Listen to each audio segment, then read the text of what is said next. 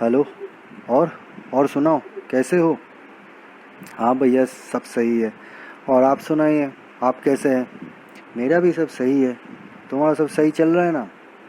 हाँ भैया, सब सही चल रहा है। और आपका कोलकाता वाला बिज़नेस कैसे चल रहा है? मेरा कोलकाता वाला बिज़नेस सही है, मोटा मोटी ठीक ही चल रहा है। और सुनो ना, जिसलिए फ़ोन किया था, हाँ बोलिए ना भैया। मुझे ना दिल्ली में माल बेचना था। दिल्ली में माल बेचना है, ठीक है। एक दिल्ली में एक जगह देख लेते हैं। मेरा जान पहचान का एक जगह देख लेते हैं। आप ब्रांच खोल लीजिए। अरे नहीं नहीं नहीं, ब्रांच खोलने के लिए ना उतना रुपया नहीं है। अच्छा, ब्रांच नहीं खोलेंगे, माल भी बेचना है तो फिर कैसे बेचेंगे? आपको फिर चाहिए क्या? अरे वो कॉन्साइनमेंट बेसिस है ना, कॉन्साइनमेंट बेसिस पे माल बेच सकते हैं। सिर्फ क्या करना है, तुमको एक एजेंट ढूंढना है जिसको उस कॉन्साइनमेंट बेसिस पे ना कॉन्जाइनी बोला जाएगा। अच्छा, तो फिर कैसे होगा? फिर आगे क्या होगा? आगे उससे डील करेंगे, भाई तुम अपना माल बेच दो, हाँ, मेरा माल बेचते रहो, और माल के ऊपर तुमको मैं कमीशन दे दूंगा। अच्छा, कमीशन देने से हो जाएगा? हाँ, कमीशन देने से हो जाएगा। अच्छा, इतना दूर बैठे बैठे आप पूरा कंट्रोल कर लेंगे? मतलब कोई उधारी में बिके चाहे कैश में बिके, पूरा कंट्रोल कर लेंगे? हाँ, कंट्रोल कर लेंगे। कैसे कर लेंगे भैया? अरे कमीशन ना दो तरीके का होता है यहाँ पे। एक तो होता है कि मैंने सीधा बोल दिया, भाई तुम जितना भी माल बेचोगे 10% कमीशन दे देंगे, चाहे वो कैश में हो चाहे वो उधार पे हो। और वहाँ उसमें अगर कोई बैड डेट निकला, वो उसको जिम्मेदारी लेने का ज़रूरत नहीं है। एजेंट को उसका जिम्मेदारी लेने का कोई ज़रूरत नहीं है। और दूसरा क्या तरीका है कि मैंने बोल दिया, भाई तुमको मैं 12.5% दूंगा, 2.5% जो मैं ज़्यादा दे रहा हूँ इसके लिए तुमको बैड डेट का जिम्मेदारी लेना है। बैड डेट मेरा जिम्मेदारी पे नहीं आएगा, बैड डेट तो एजेंट के ऊपर जाएगा। अगर कोई बैड डेट निकला तो एजेंट के ऊपर जाएगा। अच्छा भैया, ऐसे मान जाएगा? हाँ, मेरा काफ़ी और लोकेशन में है, मान जाएगा, क्यों नहीं मानेगा। अच्छा भैया, मुझे भी ऐसा करना है। तो और आगे सुनाइए ना, क्या कैसे, क्या कॉन्साइनमेंट बेसिस पे कैसे काम होता है? एजेंट तो मान लीजिए आपको मिल ही गया। अच्छा ठीक है, मिल गया तो सुनो, तुम भी कर पाओगे आगे कॉन्साइनमेंट। अच्छा, इस कॉन्साइनमेंट बेसिस पे ना खर्चे को दो हिस्सों में बांटा जाता है। ऐसा कौन सा? नॉन रिकरिंग खर्चा और रिकरिंग खर्चा। मतलब भैया, तो इस दो खर्चे को पहचानेंगे कैसे? अच्छा, पहचानने के लिए ना पूरा बिजनेस तुमको समझना है। अच्छा भैया बोलिए ना। तो मेरा तो कोलकाता में बिजनेस है। हाँ भैया सही है। तो मैं अगर दिल्ली में भेजूंगा माल तो कैसे भेजूंगा? मैं गाड़ी पे मेरा माल चढ़ाऊंगा, उस पे लगेगा लॉरी फेयर, लोडिंग अनलोडिंग लगेगा।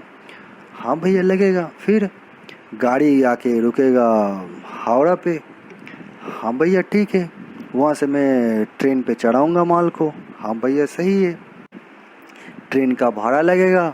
हाँ लगेगा। माल का इंश्योरेंस करना पड़ेगा। हाँ कर लिए, सही है। उसके बाद क्या करना पड़ेगा? वो गाड़ी आके रुकेगी दिल्ली पे। सही है भैया।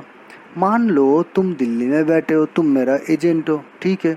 तुम क्या करोगे? अपना गाड़ी भेजोगे। हम्म। हाँ भैया सही है। और गाड़ी अभी तुम्हारा पूरा माल मेरा लोड करके वो गाड़ी लेके आ जाएगा तुम्हारा गोडाउन पे। हाँ भैया सही है। फिर ये जो गाड़ी आया इसके लिए तुम्हारा कैरिंग चार्जेस लगेगा, खर्चा तुमको देना है। हाँ भैया खर्चा तो मुझे देना है, लेकिन ये खर्चा तो भैया आपके बिहाफ पे मैं करने वाला हूँ ना।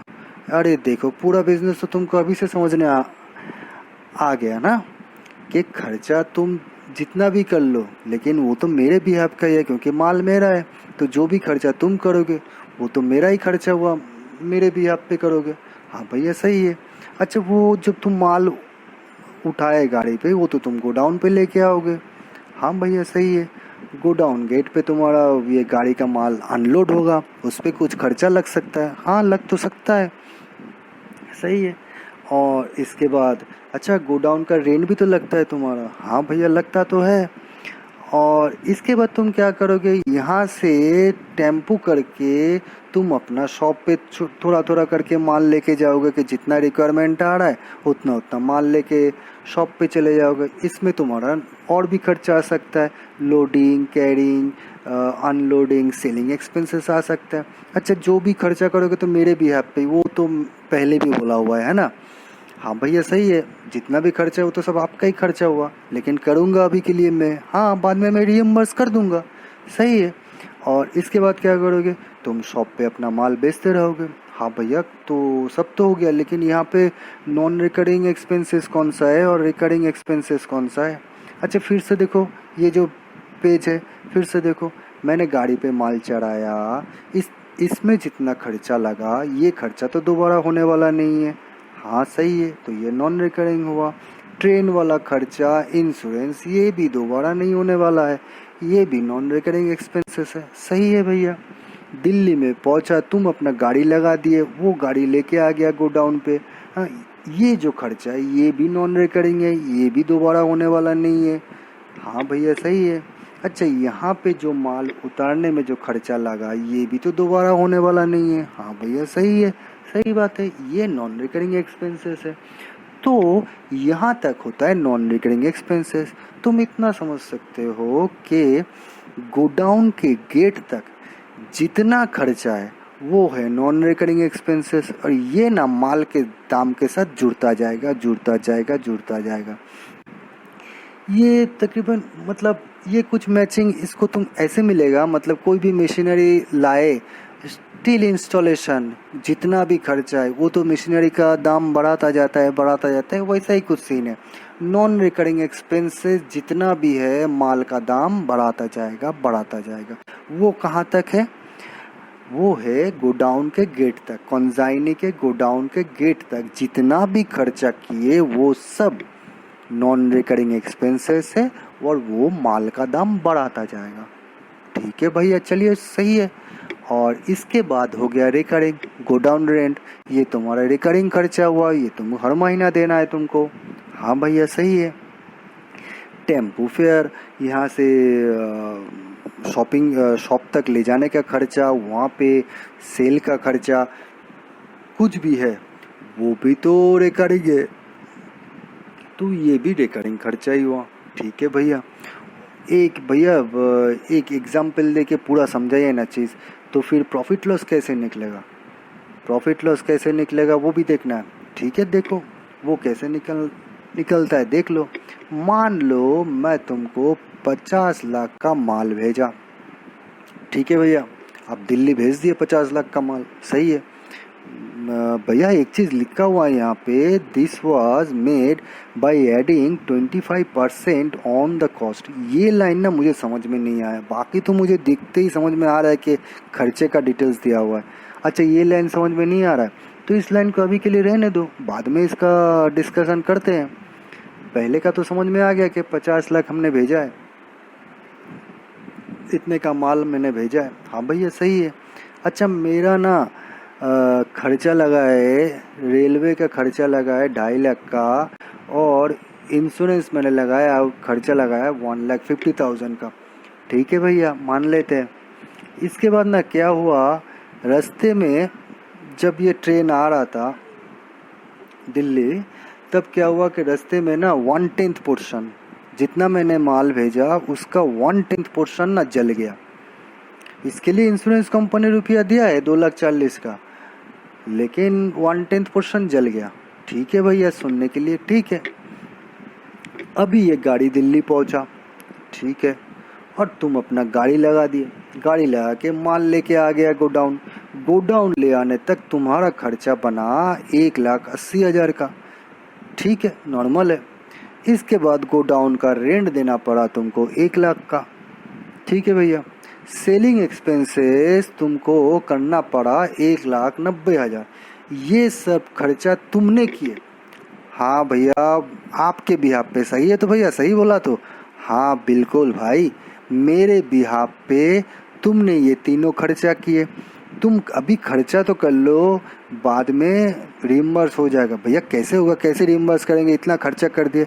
ओ अच्छा, मेरा 50 लाख का माल तुम्हारे हाथ में है, तुम इतना सा खर्चा नहीं कर पा रहे हो। हाँ सही है भैया, सॉरी भैया, सही तो बात है, मेरे पास तो आपका 50 लाख का माल है, तो फिर मुझे क्या दिक्कत है खर्चा करने में। हाँ तो फिर यही तो बात है, तुम इतना सा खर्चा किए, फिर जब रिम्बर्स होने का टाइम आएगा मैं रिम्बर्स कर दूंगा। सही है भैया। और एक चीज़ हुआ, गोडाउन पे ना जितना तुमको माल मिला, तुम्हारे हाथ में जितना भी माल है उसका 1/9 ना फिर से जल गया गोडाउन पे। इसका ना इंश्योरेंस कंपनी कोई रुपया दिया ही नहीं। अच्छा भैया नहीं दिया, चलिए नहीं दिया मान लेते। अच्छा मुझे पता चला कि तुम ना, मैंने जितना मैंने गुड्स भेजा था उसका आधा माल तुमने बेच दिए। 32 लाख में बिका है माल। ठीक है, आप जितना माल भेजे थे उसका आधा माल मैंने बेचा 32 लाख में, सही है। और तुमने मुझे चार्ज किया 10% कमीशन के बेसिस पे। भैया इसमें तो डील के डियर आपने लिखा नहीं, इसका मतलब मेरा तो जिम्मेदारी है नहीं। हाँ, किसका जिम्मेदारी नहीं है याद है? हाँ भैया, मतलब इसमें अगर कोई क्रेडिट सेल हुआ होता और अगर उस पर बैड डेट होता, मेरा तो भैया जिम्मेदारी नहीं है। हाँ सही है, उस हिसाब से मान लो तुम्हारे साथ मेरा एग्रीमेंट है। तो इसमें तुम्हारा कोई जिम्मेदारी है नहीं कि अगर बैड डेट हुआ तो। ठीक है भैया, 10% कमीशन चार्ज किए। इसके बाद तुमने क्या किए कि जितना रुपया भी बचा तुम्हारे हाथ में वो एक बैंक ड्राफ्ट बना के मुझे भेज दिए। सही है? हाँ सही है, ठीक है। तो फिर आगे सुनो हमको क्या करना है। अभी ये चीज़, इसका मैंने तुमको 50 लाख का माल भेजा, इस पे जो भी खर्चा पानी हुआ उसके बाद देखना है कि मेरा प्रॉफिट लॉस क्या निकला, यही तो देखना चाहते हो। हाँ भैया सही है, और इसको रिकॉर्ड कैसे करेंगे? अच्छा याद है, नॉर्मल बिजनेस तुम भी करते हो मैं भी करता हूँ, उसमें ट्रेडिंग में जब परचेस होता है हम लोग परचेस कहाँ पे लिखते हैं भैया? टू करके लिखते हैं, टू परचेस लिखते हैं। मतलब कोई भी परचेस हुआ पर्टिकुलर बिजनेस पे, अगर परचेस हुआ वो डेबिट साइड में आएगा कि नहीं आएगा? हाँ भैया टू करके आएगा, टू परचेस दिखाना पड़ेगा पर्टिकुलर बिजनेस का। अगर ट्रेडिंग पीएल हो तो टू करके परचेस लिखना पड़ेगा। अभी कॉन्साइनमेंट वाला बिजनेस पे सिर्फ कॉन्साइनमेंट का प्रॉफिट लॉस देखने के लिए मेरे पास ना एक ही अकाउंट है, वो है कॉन्साइनमेंट अकाउंट। अभी इसको तुम ट्रेडिंग के साथ कंपेयर कर लो, तो कंपेयर करोगे तो परचेस तो टू करके बैठेगा। हाँ भैया सही है। तो फिर कैसे करेंगे भैया? करेंगे ऐसे, पहले मेरे नाम का बुक्स ऊपर लिख देंगे, इन द बुक्स ऑफ मेरा नाम।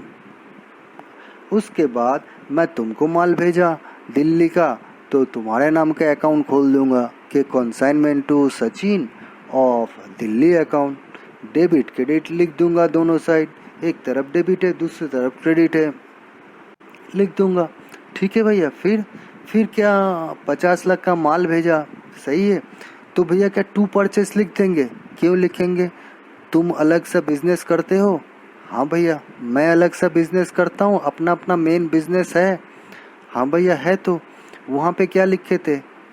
टू परचेस लिखे थे ट्रेडिंग में, वही तो मेरा टोटल माल है।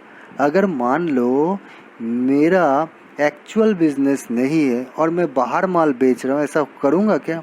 मैं अपने यहाँ कोलकाता में माल नहीं बेच के मैं बाहर बेचने लगा, ऐसा करूँगा मैं? पहले तो मैं जहाँ पे हूँ वहाँ पे तो मेरा मेन बिजनेस होगा, उसके बाद ना दूसरा जगह करूँगा, मैं कॉन्साइनमेंट भेजूँगा। हाँ सही है। तो मेरा जो मेन बिजनेस का जो टू परचेस करके लिखा हुआ है वही मेरा मेन माल है, और उसी माल से तो मैं कॉन्साइनमेंट भेज रहा हूँ।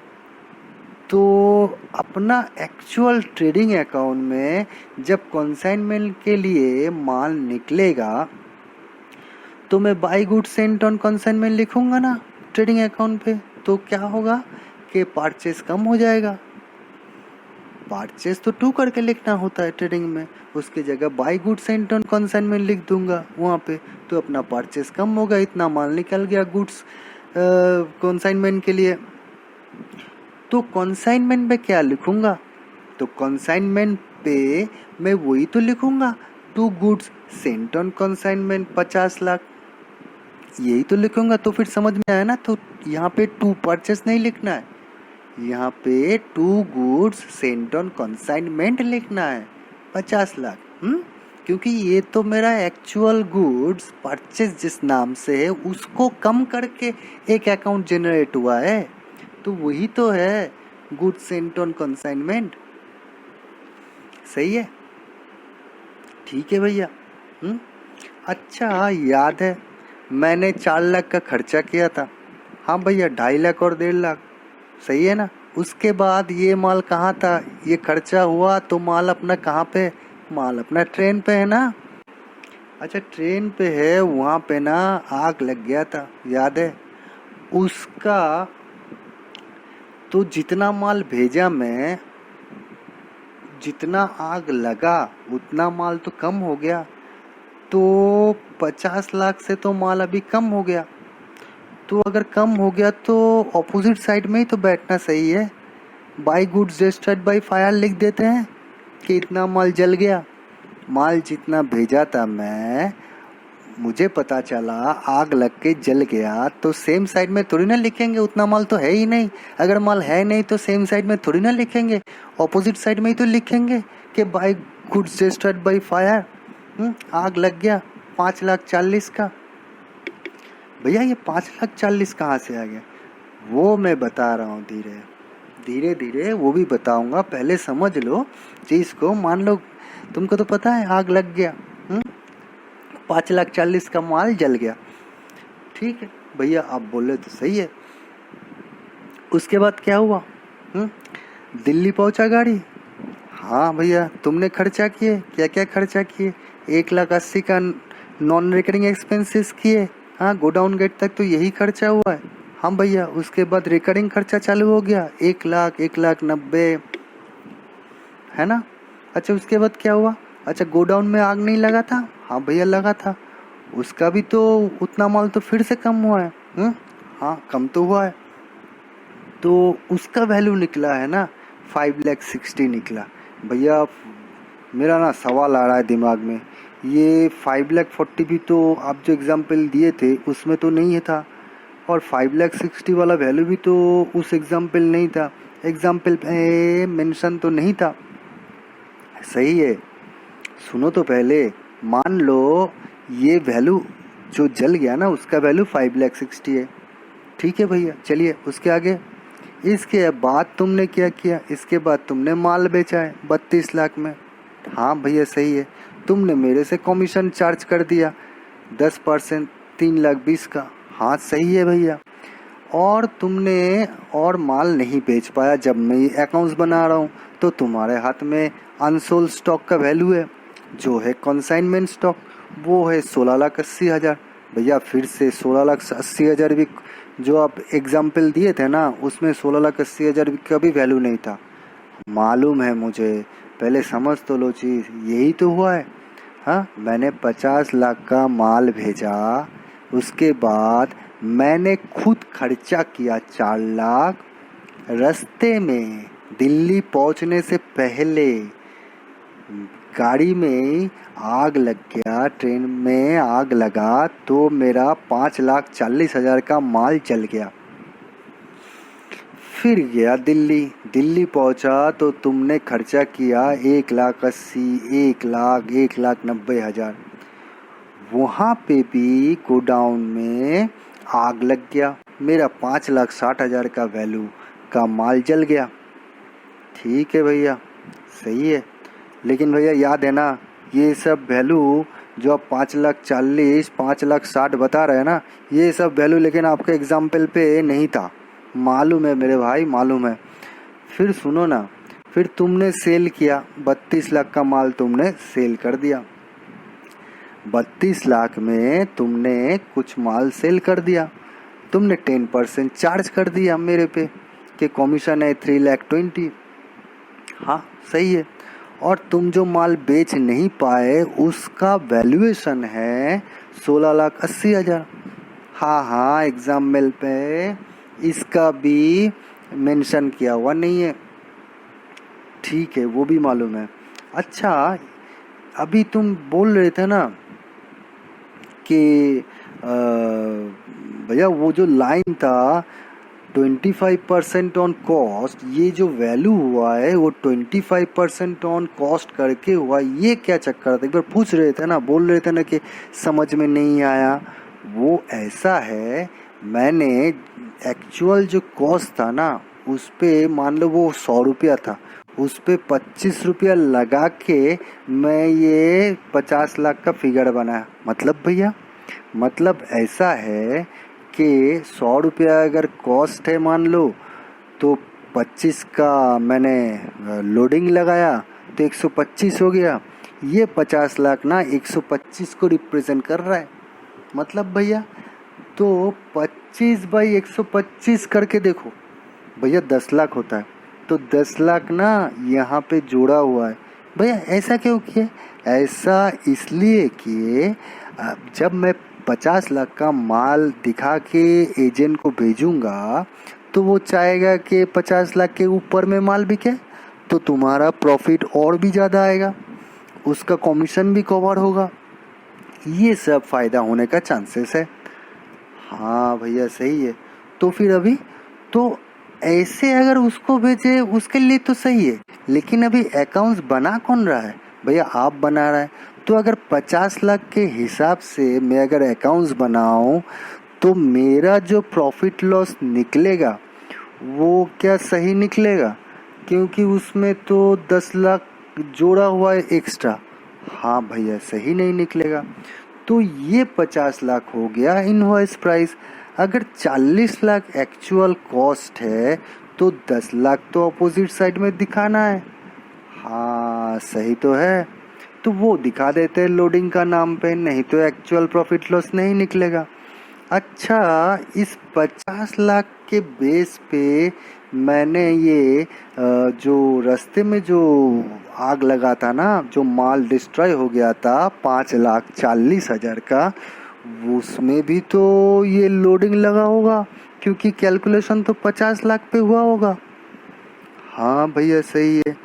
तो ये भी तो इनवॉइस प्राइस है। हाँ सही है। तो इसको लेके अगर प्रॉफिट लॉस निकाले वो भी तो गलत ही होगा। तो इसके अगेंस्ट में भी लोडिंग कैंसिल करना है तो अपोजिट साइड में ही तो बैठेगा भैया। लेकिन सवाल वही है, ये जो लोडिंग का कैलकुलेशन दिखा रहा है ये भी आपका एग्जाम्पल पे नहीं मेंशन है, और ये जो डिस्ट्रॉय वाला वैल्यू लिखे ना जितना, ये भी मेंशन किया हुआ नहीं है। हाँ रे मेरे भाई, मुझे मालूम है। पहले चीज़ तो समझो, कैसे आया वैल्यूएशन वो मैं दिखा के ही जाऊंगा। सुन तो लो पहले। हाँ ठीक है, बोलिए आप। अभी माल जब दिल्ली पहुंचा, तुमने खर्चा किया। हाँ खर्चा किया, उधर गोडाउन पे जो माल जल गया 5,60,000 का, उसमें भी तो लोडिंग लगा होगा, क्योंकि वैल्यूएशन तो वही 50 लाख पकड़ के किया होगा। हाँ भैया सही है।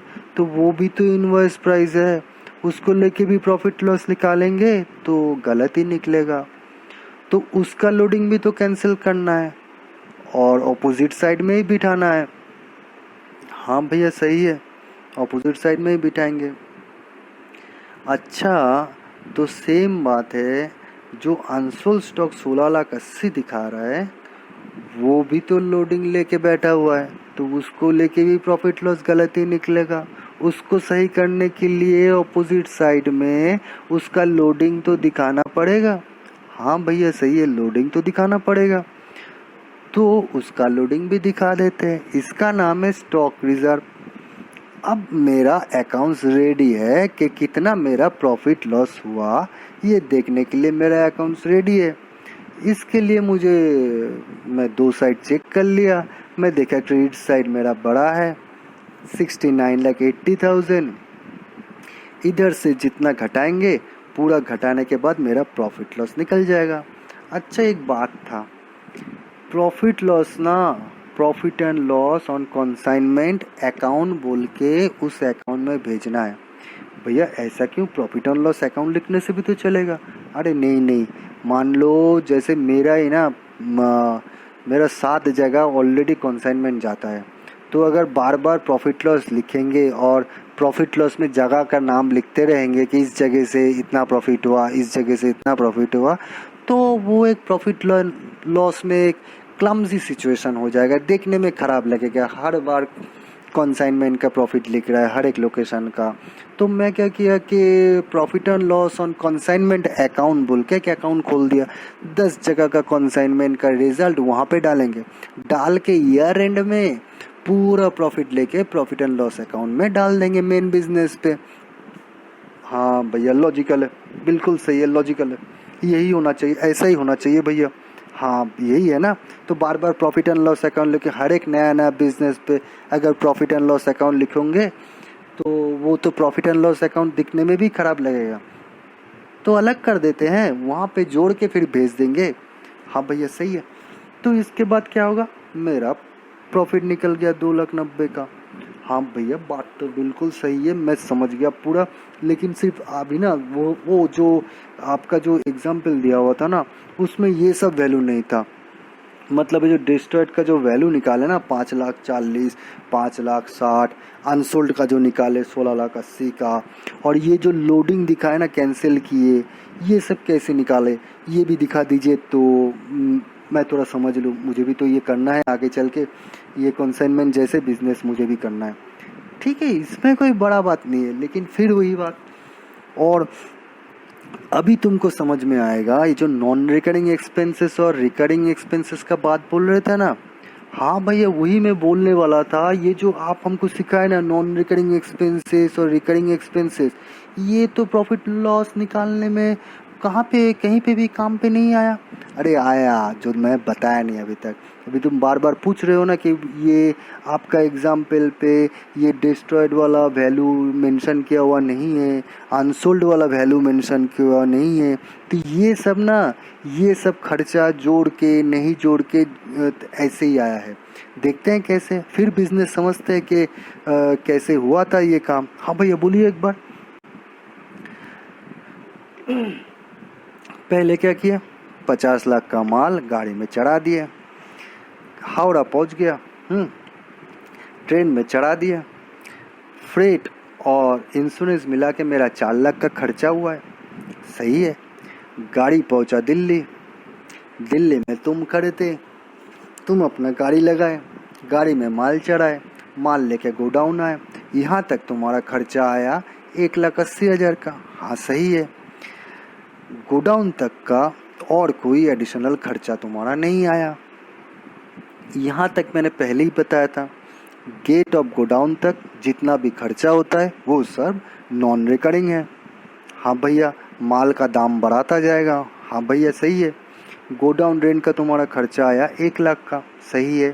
सेलिंग एक्सपेंसेस, शॉप तक ले जाने का तुम्हारा खर्चा आया 1,90,000 का। उधर बैठे बैठे तुम सेल किए। सही है, ठीक है ना। अभी फिर से ऊपर में देखो, तो गाड़ी में माल चढ़ाया, मैंने 4 लाख का खर्चा किया, तो अभी माल का दाम हो गया 54 लाख। कोई डाउट तो नहीं है ना भैया? सही है, सही चल रहा है। अच्छा, मैंने बोला था ट्रांजिट में, रास्ते में 1/10 मेरा माल जल गया। हाँ भैया, तो 54 लाख का माल है अभी। हाँ, उसका 1/10, इतना का ही तो वैल्यू का माल जल गया। हाँ भैया सही है। अच्छा, मैंने मान लो कंसाइनमेंट, मैंने एक कंसाइनमेंट भेजा तो उसका 1/10 जल गया। हाँ भैया, तो दिल्ली तो 1/10 तो नहीं पहुंचा, तो तुम्हारे हाथ में 1 - 1/10 ही तो माल पहुंचा है, 9/10 ही तो माल पहुंचा है। हाँ सही है। अच्छा, तो इसका वैल्यू कितना हो जाएगा? माल जब नहीं पहुंचा है 1/10, तो 5,40,000 का माल भी तो नहीं पहुंचा है। हाँ, 54 लाख का टोटल माल था, 5,40,000 का माल नहीं पहुंचा है। तो अभी तुम्हारे हाथ में 9/10 जो वैल्यू आया, सॉरी 9/10 जो माल आया, उसका वैल्यू कितना हुआ? 48.6 लाख हुआ कि नहीं हुआ? अच्छा, तुम कैलकुलेटर मार के देख लेना। अरे भैया क्या बोल रही है, तो जुबान नहीं कर सकते। ठीक है, तो बढ़िया है। अच्छा, तुमने 1,80,000 का खर्चा किया गोडाउन तक ले जाने में। हाँ भैया सही है। तो ये जो नॉन रिकरिंग है, ये भी तो माल का दाम बढ़ाएगा, तो ये 48.6 लाख के साथ जुड़ेगा। तो अभी, हाँ भैया, तो अभी 9/10 माल जो तुम्हारे हाथ में पहुंचा उसका दाम हो गया 48.60 प्लस 1.8 लाख, यानी कि 50,40,000 का माल हुआ। ज़रूरत पड़े तो कैलकुलेटर मार देना। क्या भैया हो गया। गोडाउन पे भी कितना माल जल गया? 1/9 माल जल गया। किसका? जितने का माल तुम्हारे हाथ में मिला, हाँ तुम्हारे हाथ में तो 9/10 माल आया है, तो उसका ही 1/9 माल जल गया होगा। हाँ सही है। तो 1/9 इंटू 9/10 करने से 1/10 होता है, 1/10 माल और जल गया। हाँ सही है भैया। अच्छा याद है ना, गोडाउन आया तो अभी माल का दाम 50.40 लाख है। सही है। जो कितने को रिप्रेजेंट करता है? 9/10 को। तुम्हारे हाथ में 9/10 ही माल आया था। हाँ सही है।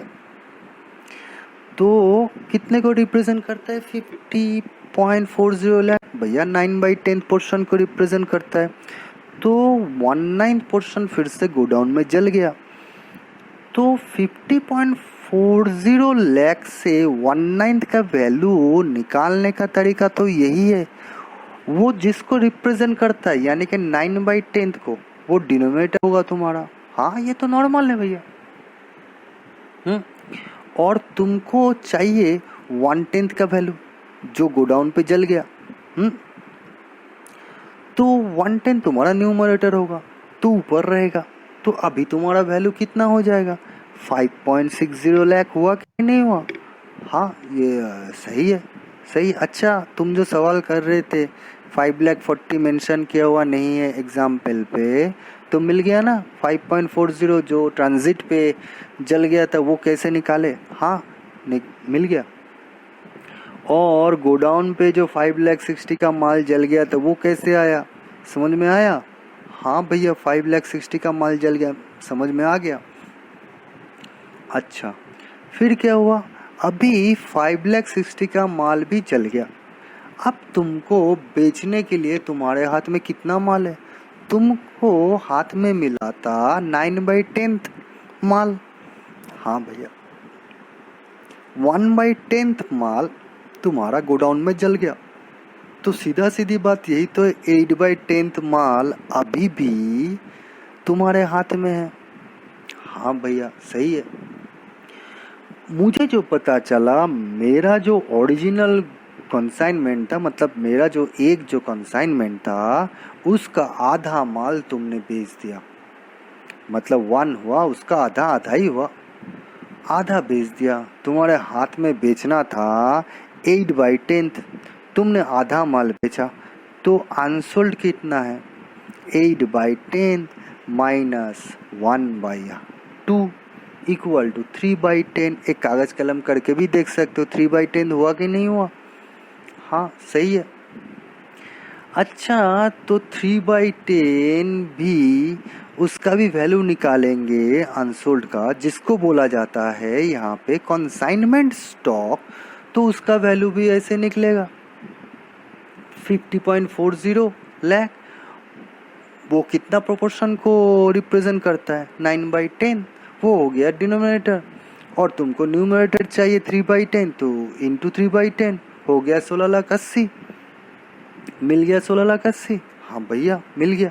अच्छा तुम पूछ सकते हो कि भैया आप अनसोल्ड स्टॉक के लिए भी 50.40 लाख लिए और गोडाउन पे जो जला माल उसके लिए भी वैल्यू 50.40 लाख लिए, क्यों भैया? अरे मैं बोला था ना कि गोडाउन गेट तक जितना खर्चा हुआ उतने तक ही तुम्हारा माल का दाम बढ़ता हुआ रहेगा। उसके बाद कोई भी खर्चा जुड़ेगा भी नहीं और कुछ भी वैल्यू से घटेगा भी नहीं। गोडाउन गेट तक अगर कुछ भी घटना घटा वो तुम्हारा माल का वैल्यू को भी घटाता रहेगा। अगर गोडाउन गेट के बाद कुछ घटना हुआ है वो तुम्हारा जो माल हाथ में आया था उसका वही वैल्यू रहेगा। समझ में आया? हाँ भैया ठीक है। तो मैं तो एक ही फिगर को बेस करके पकड़ रहा हूँ कि तुम्हारे हाथ में खर्चा जोड़ने के बाद माल का दाम था 50,40,000, जो 9/10 को रिप्रेजेंट करता है गोडाउन गेट तक। हाँ सही है, वो किसको रिप्रेजेंट करता है? 9/10 को। तो 9/10 तो डिनोमिनेटर होगा। अभी मुझे चाहिए क्या? मुझे चाहिए एक बार गोडाउन में जला था 1/10, 1/10 निकाल के दिखाए थे 1/10, तो उसका वैल्यू। एक बार चाहिए मुझे अनसोल्ड स्टॉक, वो है 3/10, तो उसका वैल्यू। डिनोमिनेटर तो सेम है 9/10, तो ऐसे निकाल लिए 16,80,000 रुपया। अच्छा भैया, तो लोडिंग वाला बताइए, लोडिंग वाला। हाँ लोडिंग वाला भी सुन लो। अच्छा 50 लाख पे 10 लाख का लोडिंग है कि नहीं है? बोला था। कॉस्ट लिखा हुआ है 25% ऑन कॉस्ट, यानी कि कॉस्ट अगर 100 हुआ, लोडिंग 25 है, तो इनवर्स तो 125 हुआ। तो लोडिंग कैसे निकालेंगे? इनवॉइस प्राइस से। तो डिनोमिनेटर तो सेम ही रहेगा। अगर इनवॉइस प्राइस ऊपर है, रिलेशन में इनवॉइस प्राइस क्या है? 125 है ना। 100 का कॉस्ट है, 25 का लोडिंग है, इनवॉइस है 125, और हमको फिगर निकालना है इनवॉइस प्राइस से। तो डिनोमिनेटर तो इनवॉइस प्राइस ही होगा जो 125 है। हुआ, मुझे चाहिए क्या? 25, तो 25 से मल्टीप्लाई कर दिए, 10 लाख निकल गया। तो फिर जो गुड्स ट्रांजिट में जला उसमें भी तो लोडिंग है, 10 लाख में 1/10 का लोडिंग वहाँ पे भी है, 1 लाख हुआ। अच्छा तो पूरा लोडिंग 10 लाख का लोडिंग तो तुम्हारे हाथ में भी नहीं पहुँचा। 1 लाख का लोडिंग जल गया तो तुम्हारे हाथ में भी लोडिंग पहुँचा 9 लाख का, 10 लाख माइनस 1 लाख। अच्छा ये हुआ बात। तो इधर में क्या हुआ? जो गुड्स गोडाउन में जल गया उसका भी तो लोडिंग है, 9/10 से डिवाइड करेंगे ना, क्योंकि 9 लाख अभी 9/10 को रिप्रेजेंट कर रहा है।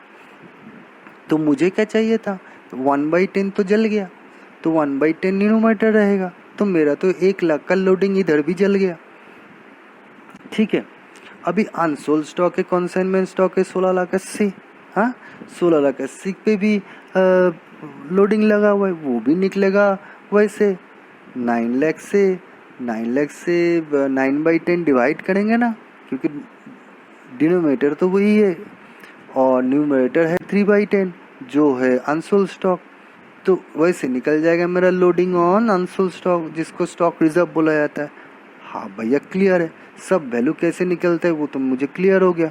अच्छा भैया एक बात बोलिए, अकाउंट्स वाले को क्या ऐसे बोलेंगे कि फोटो करके बनाओ कौन सा वैल्यू कैसे आ गया, ऐसे बोलेंगे क्या? नहीं भाई मजाक कर रहे हो, ऐसे नहीं। उसका भी है, वो भी देख लो, तुम मेरे भाई हो, देख लो। तो मैं 3 कॉलम करूँगा, एक कॉलम करूँगा क्वांटिटी का, एक इनवॉइस का, एक लोडिंग का। मैंने 50 लाख का माल भेजा, उस पर लोडिंग था 10 लाख, 4 लाख का खर्चा किया। अच्छा मेरा ट्रांजिट में जल गया, तो जल गया तो 2 वैल्यू आ जाएगा।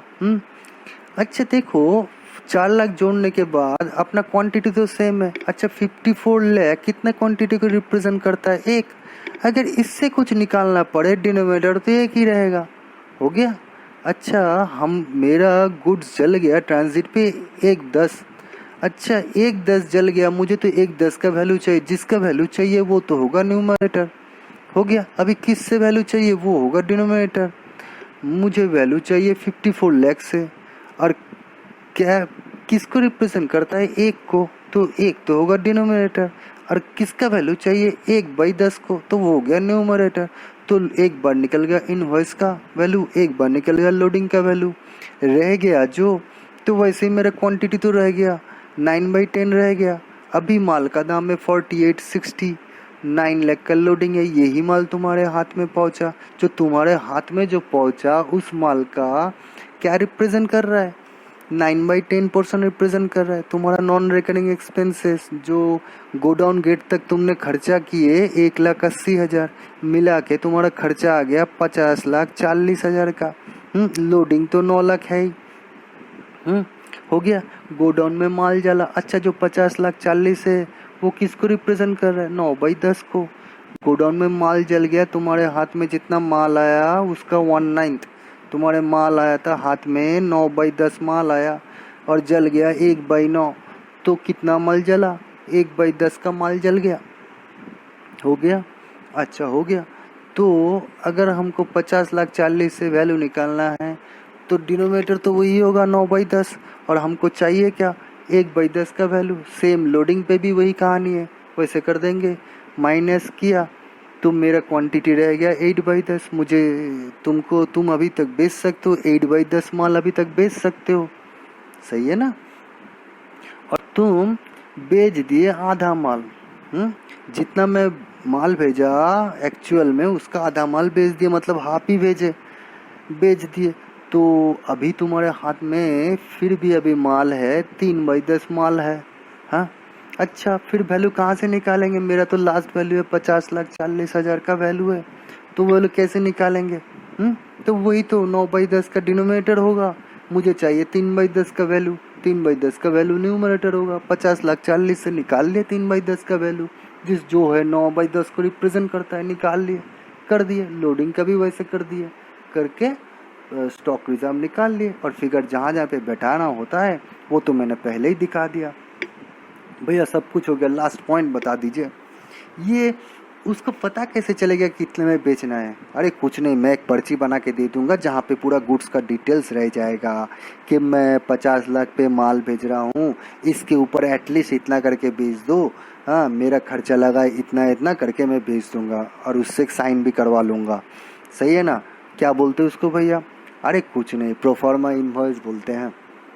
चलो एक फॉर्म देख लो, इसमें देखो सब कुछ दिया हुआ है, गुड्स का डिटेल्स है, मैंने कितना खर्चा किया वो दिया हुआ है, सब कुछ दिया हुआ है। हाँ, अच्छा भैया वो कितना खर्चा किया ये कैसे पता चलेगा? ये भी पता चल जाएगा, ये भी दे देंगे सब कुछ, उससे एक पर्ची ले लेंगे। कैसे भाई? उसको क्या बोलेंगे? अच्छा, उसको बोलेंगे अकाउंटेंट्स बोलेंगे। अब देखो इसका भी एक प्रोफार्मा तुमको दे देगा, वो भी बोलेगा कि मैं इतना इतना क्वांटिटी बेचा हूँ, मेरा इतना इतना खर्चा लगा है, मेरा कमीशन इतना बनता है। ऐसे करके जो नेट बचेगा वही तो मुझे दे देगा। बस कहानी ख़त्म। फिर से जब नया कंसाइनमेंट जाएगा मैं नया करके माल बेचूंगा, उसको फिर से नया कंसाइनमेंट, बस ऐसे करके होता रहेगा। बस ख़त्म कहानी। और क्या है? बस और कुछ नहीं है। और जैसा लास्ट में जानते हो कि एक ही बात बोलना था, बस वही कर देना। ओके, चलो एंजॉय करो।